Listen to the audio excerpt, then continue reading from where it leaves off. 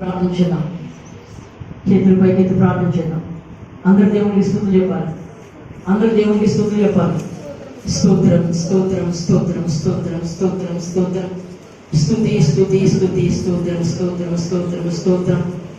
పరిశుద్ధుడా, మహాగణుడా, జీవు కలిగిన దేవ రాజా, మీకు స్తోత్రం చెల్లిస్తున్నాను. నాయన తండ్రి, ఇదిగోనైనా ఇంతవరకునైనా మీరు మాతో మాట్లాడారు అయ్యా.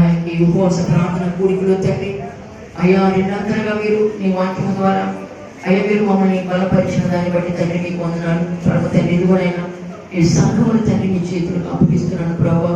ఈ సంఘమును ఆయన ఇదిగో తండ్రి గత 2 వారాలుగా ప్రభా ఈ ఉపవాస ప్రార్థన కూడికలు తండ్రి ఇదిగో జరిగిస్తున్నాం. సంఘములు తండ్రి మీరు కృప చూపించి సంఘములు బలపరిచి ఆత్మీయ స్థితిలోనైనా రెండంతలుగా న్యాయవంతమని ప్రార్థన చేస్తున్నాం. దేవా, ఈ యొక్క ఉపవాస ప్రార్థనలో ప్రభావ ఇదిగోనైనా మీరు మాతో మాట్లాడిన దాన్ని బట్టి నాయన మీకు వందనాలు తండ్రి. అయ్యా, మీరే మాట్లాడారు.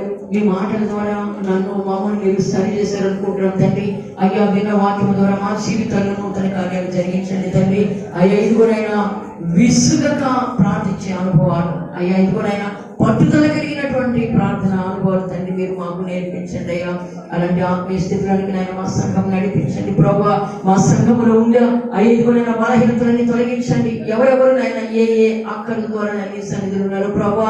ఈ ఉపవాస ప్రార్థన కూడికలైన బిడ్డలందరూ ఐదుగురైన ఏకీభవిస్తున్నాయినా వారి అక్కర్లను తండ్రి నీ సన్నిధులనైనా నీ పాదాల దగ్గర పెట్టినప్పుడు ప్రభా వారి ప్రతి అక్కరం మీరు తీర్చండి తండ్రి. ఇదిగోనైనా ప్రత్యేకంగా అయా నీ దాసురాలు ప్రభా ఇదిగో ఆదమ కుమార్తెను బట్టి ప్రార్థన చేస్తున్నాను ప్రభా.